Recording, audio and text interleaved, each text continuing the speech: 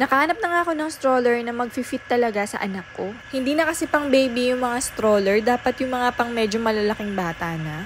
Yung mga dati niyang stroller na benta ko na at nakaipon na rin ako ng pambili nito. Kahit nga nakakatakbo at nakakalakad na tong anak ko, bumili pa rin ako ng ganito para sa matagalang galaan namin. Para no more pabuhat na pag napapagod sa kakagala. Pwede nga ito hanggang 7 years old, so matagal-tagal pa namin tong magagamit. Mas mura nga ito kumpara sa nakikita ko sa mall. May iba't ibang kulay nga ito pero black ang pinili ko para hindi madumihin. At madali ko rin mabebenta pag hindi na namin nagagamit. Dahil pwede gumamit ang babae at lalaki nitong ganitong kulay. Medyo may kabigatan nga ito, pero ganyan mo na siya matutupi kapag hindi mo na ginagamit. Mas madali mo na siyang mabibitbit at masasakay sa mga airplane, sa bus, or sa train. Kaya nga daw nitong magsakay ng up to 50 kilograms. Para sa akin, sulit na sulit talaga yung presyo na to. Tignan mo naman, pang syala, diba? Kala mo bang mamahalin talaga ang bili ko dito, pero magkano lang to, amiga? At ang pinaka nagustuhan ko nga dito, bukod sa easy to fold na nga siya, napakadaling i-control ng mga gulong nito. Parang ang gaan-gaan lang niya pag iniikot.